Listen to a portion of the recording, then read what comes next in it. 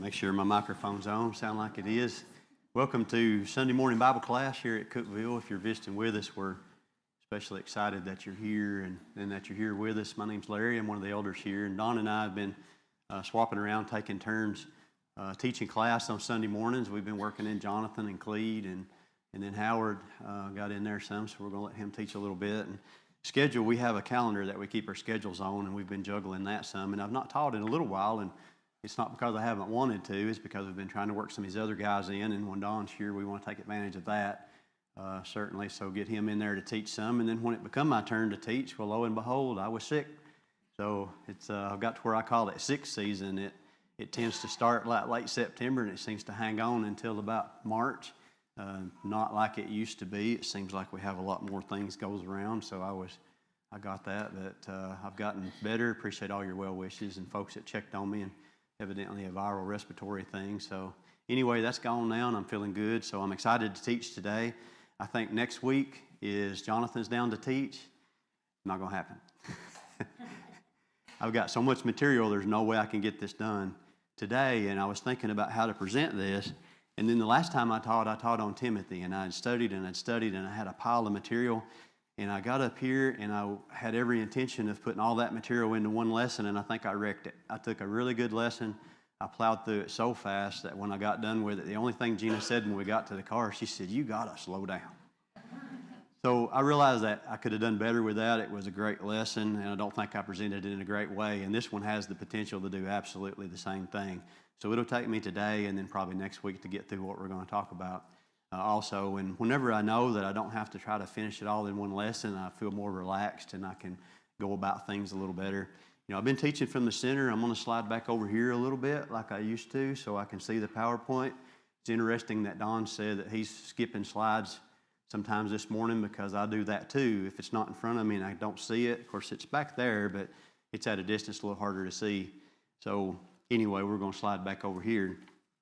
This morning, the lesson that Don preached in his sermon kind of goes along with what we're going to transition to into the first quarter. I know some of you have been interested in where we're going to go. We're going to finish up the character studies here, and we can still do some occasionally if we want to, but our focus this last quarter has been on character studies, and I've really enjoyed it. And what Jonathan said the other day when he's teaching is when we do a character study, we're pretty much writing a biography for folks, and I haven't thought about it that way, but it's time-consuming to do, but it's time-consuming because you get to studying it, and you're like, wow, I didn't think about that, and well, I want to put that in there. And so the character studies have been really good, and we enjoy them. We're going to do that again today. Going into the next quarter, and then Don can speak up and add whatever he wants to this statement that I'm about to make. But we've been talking about transitioning into studying a quarter about family and responsibilities to family. And this morning's lesson goes along with that. When you talk about family, it's not just your family, your blood relatives, but it's also your church family. You have responsibilities in the home. Husband has responsibilities, the wife has responsibilities, but we have responsibilities here within the congregation too. So next quarter, we're going to transition toward teaching in class here, talking about family-related things. And it's not just going to be like in the home, but we're going to talk about the ladies' role.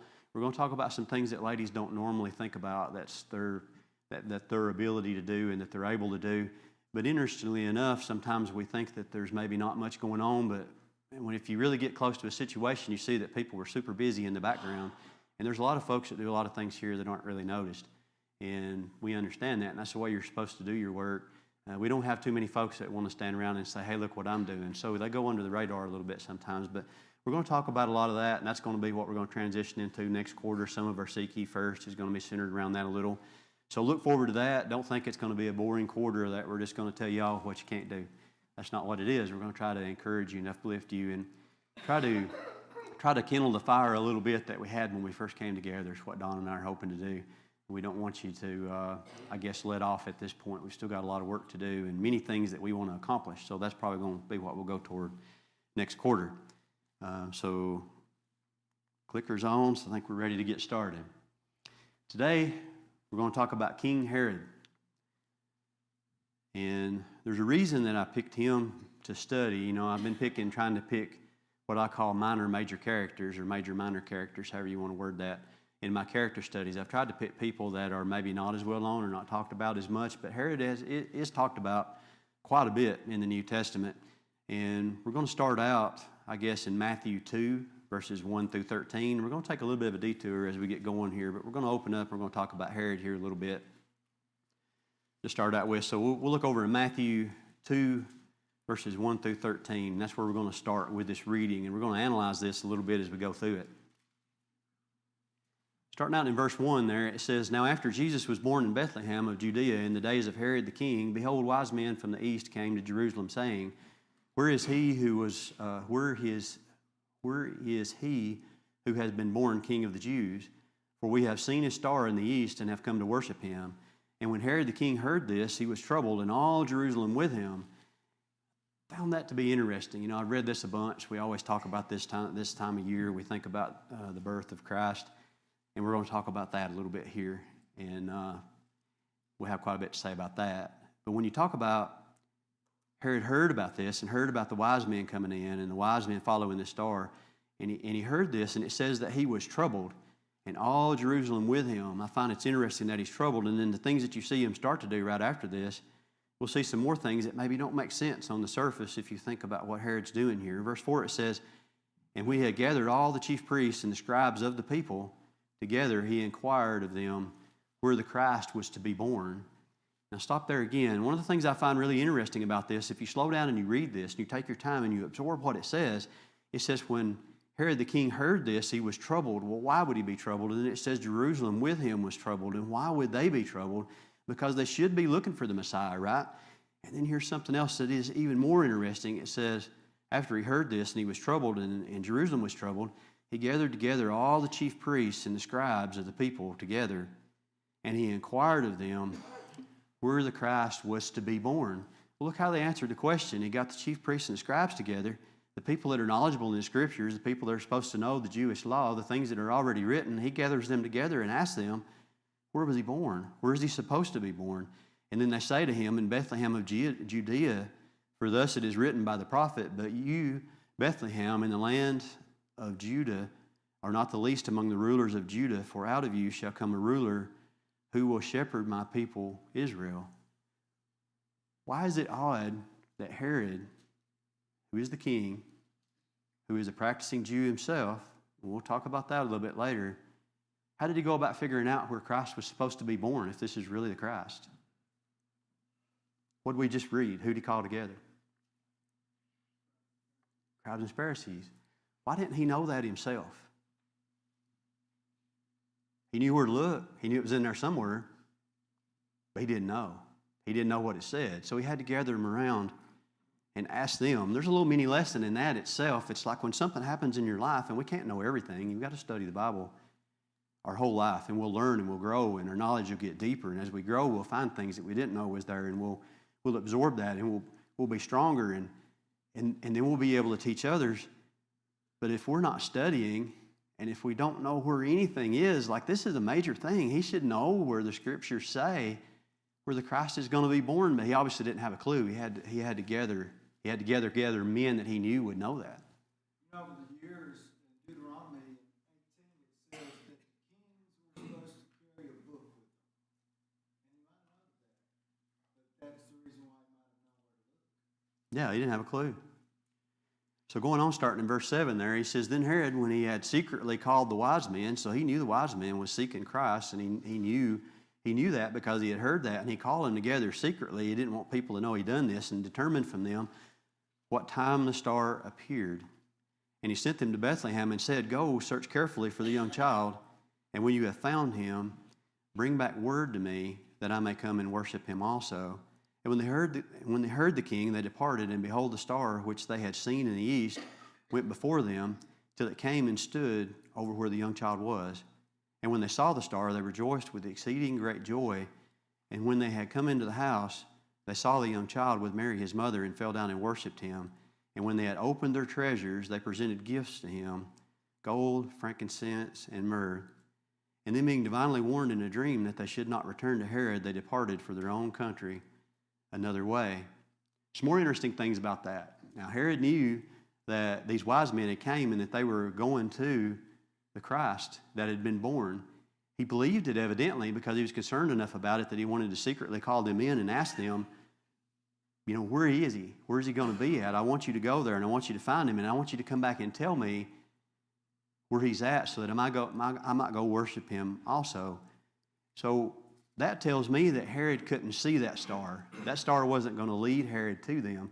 That star was leading the wise men to where they needed to go, and then he tried to make an ally out of them by saying, hey, you need to come back and tell me when you find him so that I may go worship him also, which was a lie. And again, he was not using his own resources to try to go figure this out or do things in a biblical way. He wasn't following what the scriptures say about the birth of Christ and where it was going to be. Why didn't he go look himself? He wanted it to be handed to him. So laziness, entitlement, and of course he's the king. You can expect some of that, being the king. But all around, he's not doing things the way that he should do things. So he sends them, and then they don't go back to him because they're divinely warned in a dream. The next thing that we're going to see is if we drop on down about verse 16, he figures out that the wise men weren't coming back. This is Matthew 2 and verse 16. We're going to read 16 and 18 there. He says, and Herod, when he saw that he was deceived by the wise men, he was exceedingly angry, and he sent forth and put to death all the male children who were in Bethlehem in all its districts from 2 years old and under, according to the time which had been determined from the wise men. So go down to verse 18. And then there was fulfilled that was spoken by Jeremiah the prophet, saying, a voice was heard in Ramah, lamentation, weeping, and great mourning, Rachel weeping for her children, refusing to be comforted, because they are no more. That's probably the thing that Herod is the most known about, is him killing the children 2 years of age and under. So it makes you wonder why he went so far back and why he killed so many male children 2 years and under. I don't know how much time had passed here, but it couldn't have been a whole lot. I think he was angry, and it was Herod being how Herod is. As we study through this, you'll figure out what kind of person Herod is pretty quickly. And we see there that he did that with no compassion at all for the people that were his subjects, that he was over. And he was so nervous, he evidently had to be so nervous about this King of the Jews being born, that the fact that he was supposed to be a practicing Jew, that he was supposed to be king over a group of people that were practicing Jews, the Messiah coming should have been a happy time, but it was not. Why would he not be happy about the Messiah being born?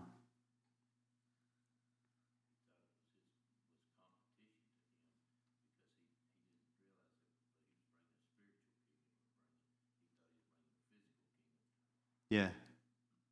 So Frank was saying it was competition to him. Herod was evidently jealous. He didn't want this to happen because another king was going to be competing with him. He didn't want another king. He wanted to be king.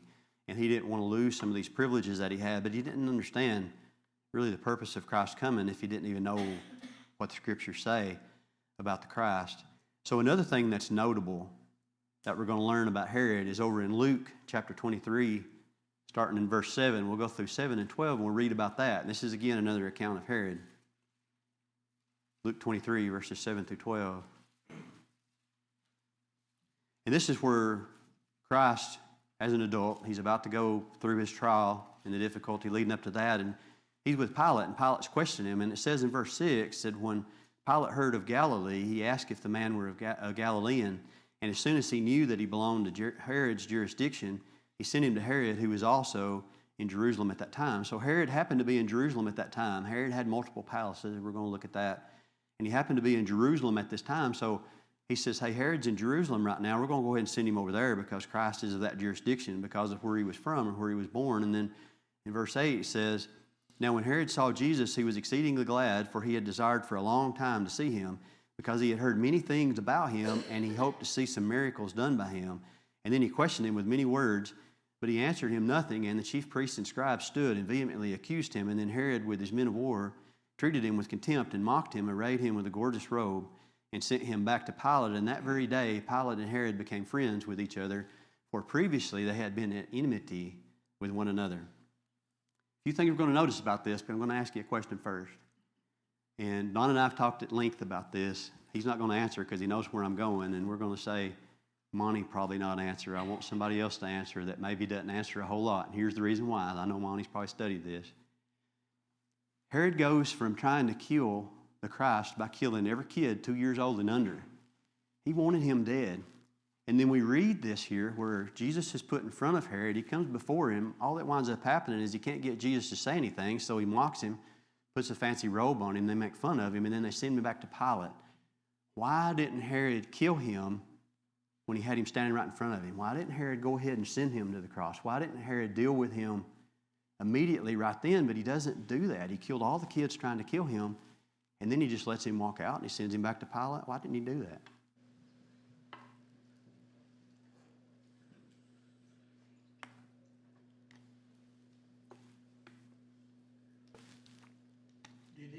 I don't think he had the authority to put people to death. Does Romans have to do that since it's under their rule?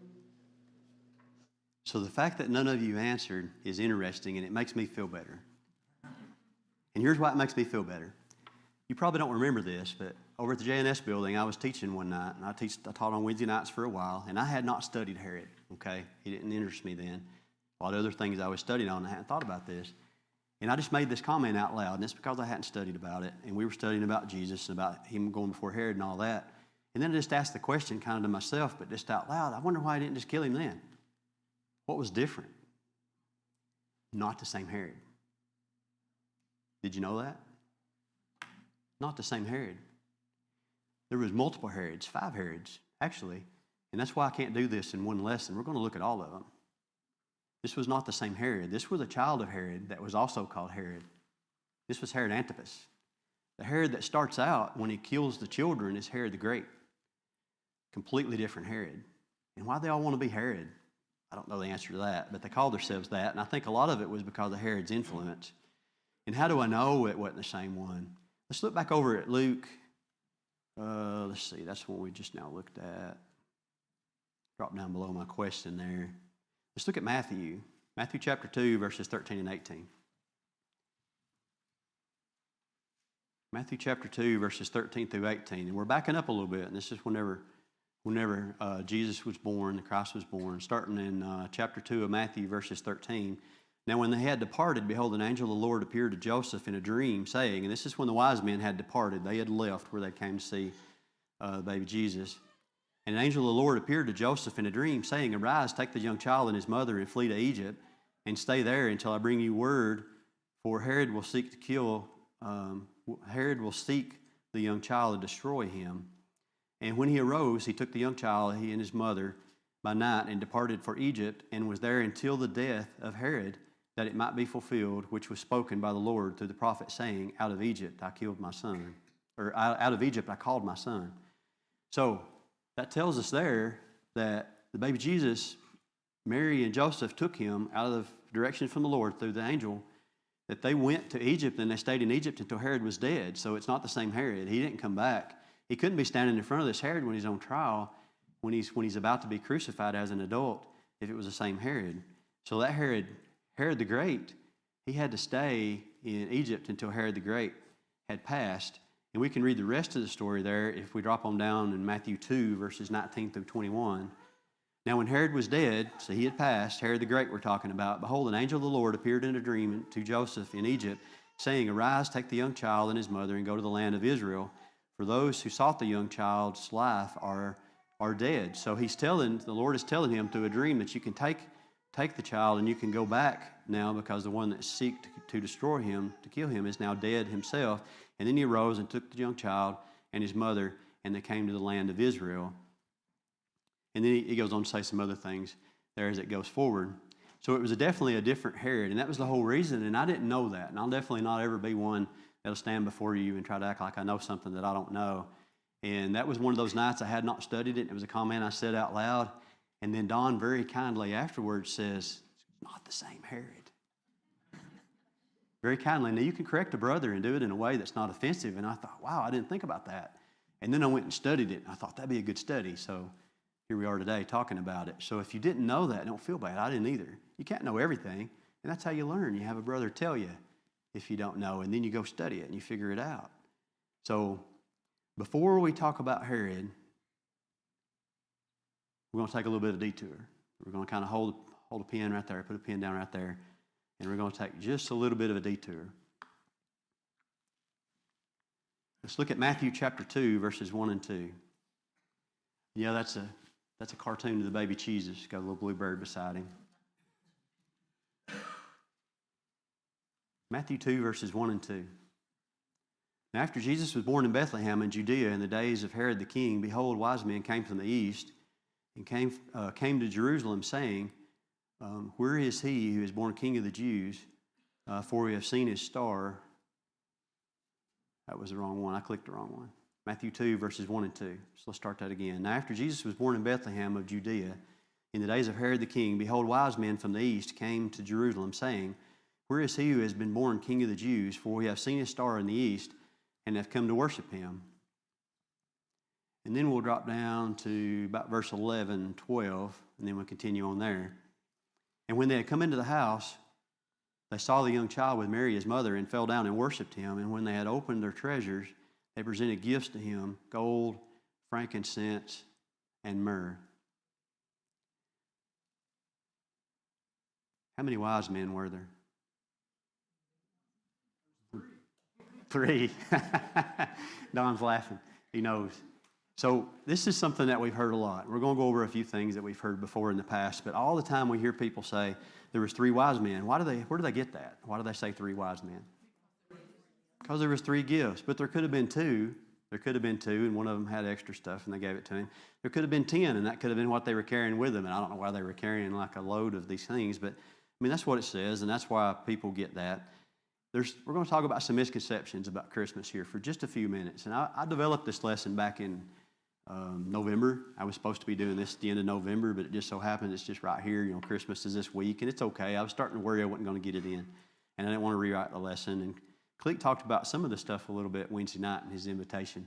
And it's not exactly the same, but we're going to talk about a few different things. Let's look at another thing that comes up quite often. Let's look at Luke chapter 2, verses 8 through 12. Luke chapter 2, verses 8 through 12. Now there were in the same country shepherds living out in the fields, keeping watch over their flock by night. And behold, an angel of the Lord stood before them, and the glory of the Lord shone around them, and they were greatly afraid. And then the angel said to them, do not be afraid, for behold, I bring you good tidings of great joy, which will be to all people. For there is born to you this day in the city of David a Savior, who is Christ the Lord. And this will be the sign to you. You will find a babe wrapped in swaddling clothes, lying in a manger. Now, it's interesting, whenever I was a kid, y'all knew I grew up in the Baptist church and went to a missionary most of the time, and then my grandparents went to Free Will. And I can't read this without thinking about when we were kids. That was always like one of the key parts where you got to recite this. And this was before I was taught, and I learned better. And that's part of the reason why I like for us to talk about Christmas when we get around Christmas and some of the misconceptions. And I would be in the plays at both places. They would always get us to do that, me and the neighbor kids. And we would do that. And of course, I've learned what the Bible says now and what we're supposed to do and not do. But let me ask you another question. What time of year was Christ born? Don't know that either, do we? Well, we've got some clues about this. Look at what it says here in verse 8. Now, they were in the same country, shepherds living out in the fields, keeping watch over their flock. So that really wouldn't have been happening that time of year, this time of year. Our weather, if you go study the weather in the Judea area, they have some elevation changes, so you get some extremes there. They wouldn't have been staying out in the field with their flock this time of year. They just wouldn't. If you look at the weather in Judea, which is part of the northern region of Israel and Palestine, winter generally corresponds to our months of December, January, and February, and this period is characterized by temperatures and the rainy season, which is crucial for the agricultural cycle in the region. Now, I liken this to things that I know and that I understand. Right now, I'm feeding hay. My cows aren't picking a whole lot. The grass is dormant. The grass has kind of died down. If you look at the temperatures over there, they're similar to ours. They're close. The average low is around 41 degrees, somewhere like that. Average high is 50 in the daytime. And it gets down to, 50 and 59 in some of the different elevations. The lower elevations is kind of a swing, but if it's in the 40s and the low 50s, it's not going to grow a lot of grass. They didn't have a lot of grass to feed their flocks. They wouldn't have been out there in the field. And you got the rainy season on top of it. That's kind of how ours is. It's starting to rain quite a bit. It's muddy in the pastures. I'm putting out hay. They're not picking. I'm giving them feed. And then you start to think, well, would there be any reason that there would be any shepherds out in the field during that time? Not really. They didn't have anything to feed them. The only exception would be is if you really study how they shepherd flocks in this region, some of the people were fortunate enough that they had low low-lying valleys or a mountain that overlooked that kind of sheltered from the north. If you'll watch and you see how the frost takes its effect and how it does and the way it lays on the ground, some of the lower spots can be kind of skipped when that happens. They might have a little bit of grass that would grow at 50 degrees, but for the most part, they're gathering winter grain, and they're gathering summer grain and summer hay like we do, and then they keep the sheep a lot closer to their houses, and they have them fixed to where they have paddocks and things in their houses. It's just not something that's going to happen. And in the rainy season on top of it, it's pretty miserable out right now with cold temperatures and all that. It just wouldn't be that time of year. The summer months, lack of rain and temperatures or warmer temperatures causes the pastures to eventually produce less. We had that this year. As we got into September and October, it didn't rain really around here for about 2 months. So our pastures started going more dormant. The hay that was cut that time of year had less nutrients in it because you're taking it up much drier. It's very similar to what I know farming cattle here as to what I read when I read about having sheep in that region. It just couldn't have been this time of year. So why would we? Well, one more thing, I guess, is if you look in Luke 2, and I won't spend a lot longer on this, Luke 2, 1 through 7, it talks about everyone moving or traveling to go for a time of census. And that's why Mary and Joseph traveled and went like they did into Jerusalem to observe this census. Whenever they're going to have a census, they want everybody counted because they want everybody paying their money. Even a cruel ruler wouldn't make people travel during the rainy season, having to wade mud and deal with the things they have to do. And on top of that, I know like right now, I'm setting out hay about every 3 days, 4 days. They're eating a lot of hay right now. If I'm going to be gone longer than that, I got to have my neighbor set out hay. We kind of help each other out like that.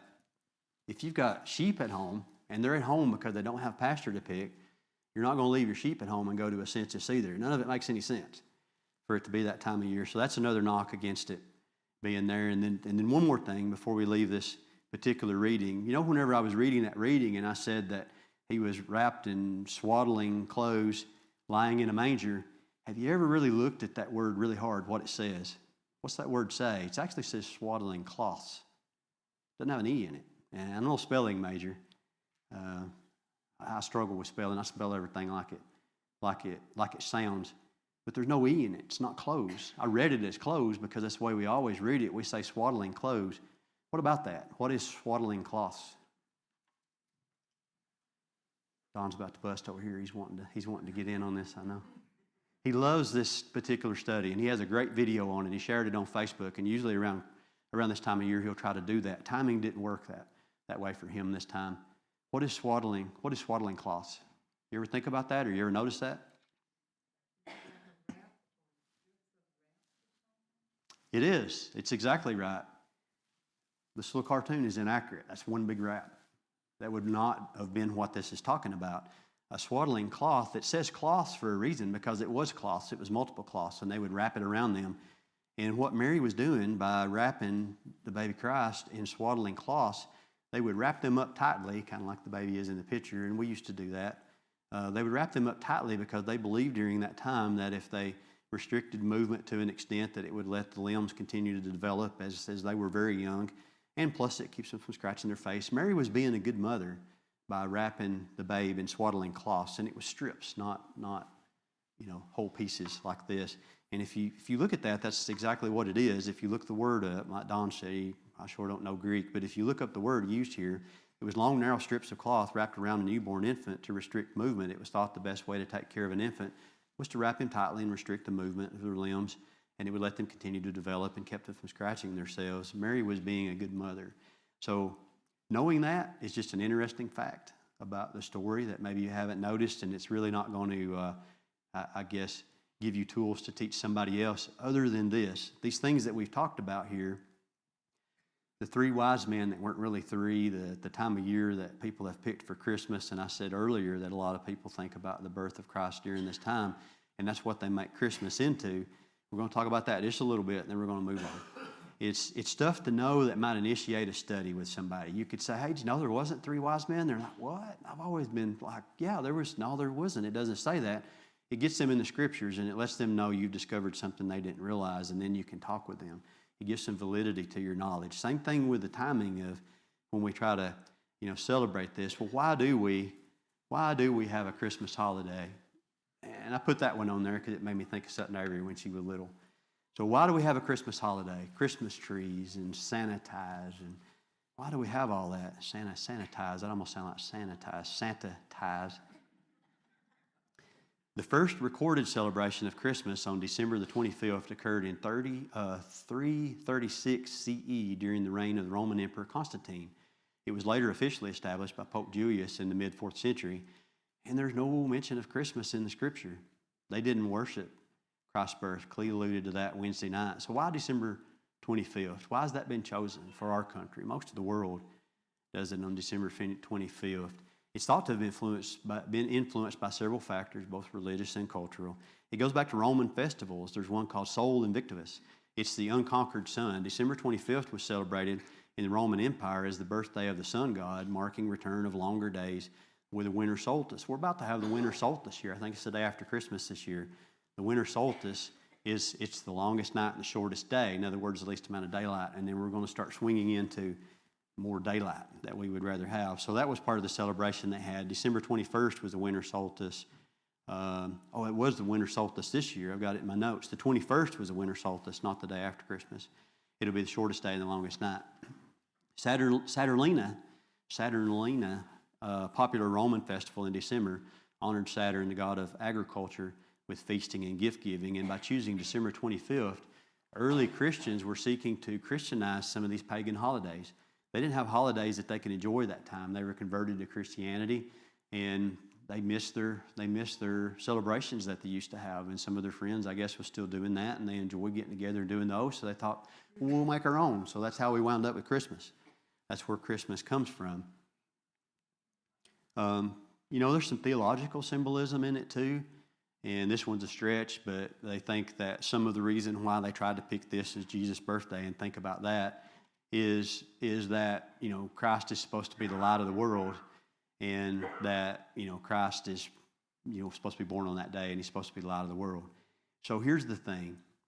Is it wrong to celebrate Christmas by putting up a decorated tree or giving gifts to people or wearing Santa ties? Is there anything wrong with that?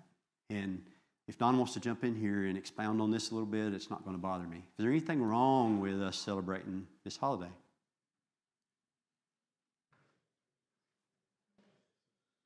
Anything wrong with it? I believe there's nothing wrong with it as long as we don't make it a religious holiday. That's the key. Why would God not be pleased with us celebrating Christ's birth and putting so much emphasis on Christ's birth? In the Bible was on his death, not on his birth. It's just that simple. Christ's birth, although a miraculous event with Mary and how that came about, it's still just one of the steps or one of the pieces in the puzzle that brought Christ to us, that he could die in our behalf. That was the whole reason why he was born, is so that he could die. The dying is the emphasis, the forgiveness of sins is the emphasis. That's what we really should be thinking on, and we shouldn't be focusing so much on his birth. It's just we're getting things out of order, and we're putting things where they really shouldn't be, as far as if we switch it around and make it about his birth. That's not what we're supposed to do. And there's a reason why it's not told to us in the Bible about when his birth was, and that's why, because the focus shouldn't be on that so much. And God knew that we would put too much emphasis on, and we would worship Christ's birth, and we would worship Mary, and some of that happens anyway. A lot of that happens anyway. John?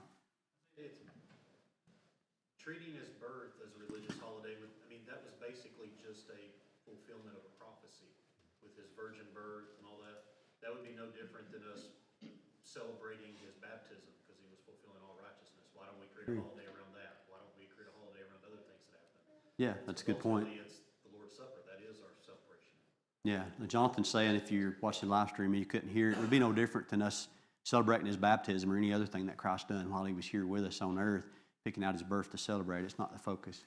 Larry, it's troubled me in recent years that I'm seeing a lot of Christians and some preachers, they're going on social media and they're saying, there's nothing wrong with honoring and celebrating the birth of Jesus. And they will say, they appeal to Romans 14 and verse 5, one man esteems one day above another, another esteems every day alike. Let each be fully convinced in his own mind. he who observes the day observes it to the Lord. And they'll say, see, if a man wants to esteem one day above another, that's fine. Well, that has nothing to do with what that's talking about. That had to do with Jews who came out of Judaism, and they still had a conscience issue relating to the Sabbath day. They didn't want to work on the Sabbath day because they just had convictions about that. That's the context of that. But they say, well, is it wrong to spend a day and honor the birth of Jesus? And it's not wrong to do that, but you could just as well pick a day and honor John the Baptist. You could pick a day and honor the day that Jesus had his temptations. I mean, you could do anything, but it's strange that the one day that they do pick is the day that's going to compromise and be like the religions of the world. And that's what bothers me, is we take something for which there is not authority in the Bible, and we say, let's be like the religions around us. And to try to justify that, traditionally the Lord's church has said, speak where the Bible speaks and be silent where the Bible is silent, and there's nothing here about that, and so we're going to honor the authority of the Scriptures. But I see a strong pull away from that now to say, no, there's nothing wrong with that, let's be like them. And I think we're on a very dangerous path when we start thinking that way. So going along with Don's point, why would some of our why would some of our brethren be taking that route? Because you heard me mention when I was a kid, did Christmas plays and done that. There's congregations in the area that have Christmas plays and live nativity scenes and all that. Why would they be doing that? They're kind of trying to look like the rest of the world. You're trying to ease people in because it doesn't make them uncomfortable with what we do here. You're trying to make them comfortable with their beliefs and what they think. Like people come in and they look around when there's no Christmas tree. Well, why not? Why don't we have that? And why don't we have this? And they want to be somewhere where it's happier and more joyful and they have Christmas plays and Christmas tree. That's not why we come together. We're coming together to observe Christ's death, taking the Lord's Supper, and then we're going to worship God and give Him the acts of worship that He expects on this day. And that's why we're coming together. We're trying to look like the world to bring people in, but what we're really doing in that context is we're trying to sneak up on them. It's like trying to give medicine to a kid and you're trying to wrap it in something so he can't taste it. Eventually, the pill's coming. They've got to have it. It's like you have people that are more invested, that are more interested in, that are going to go along with what the Bible teaches more if you tell them on the front end. They've got to count the cost at some point, and I'm not saying be mean to them, but you've got to be who you are on the front end and not try to make yourself look like the world to bring more people in. And that's why a lot of them are doing that. So if you've got Jesus is the reason for the season sign in your yard or nativity scene, better hurry up and get that out before people drive by and see it. The thing is that Jesus instituted the Lord's Supper, and I want to go back to that for just a moment. There's only one day that we're required, and that's the Lord's Day. And when people choose to make Christmas the only day that they remember Christ, they're in error already. Because we're supposed to remember Him until He comes again upon the first day of every week. Yeah. So when you start getting a thing or two off from scriptures like that, then It goes to a large range. it does, and it really can. It's certainly a joyful thing that a Savior came into the world, But it's just like Lonnie said and Don said, there's no authority for it in the Scriptures. Sure, I would rejoice that, if God hadn't come into the world and been born and come and give us an example, how to live and what to do and be able to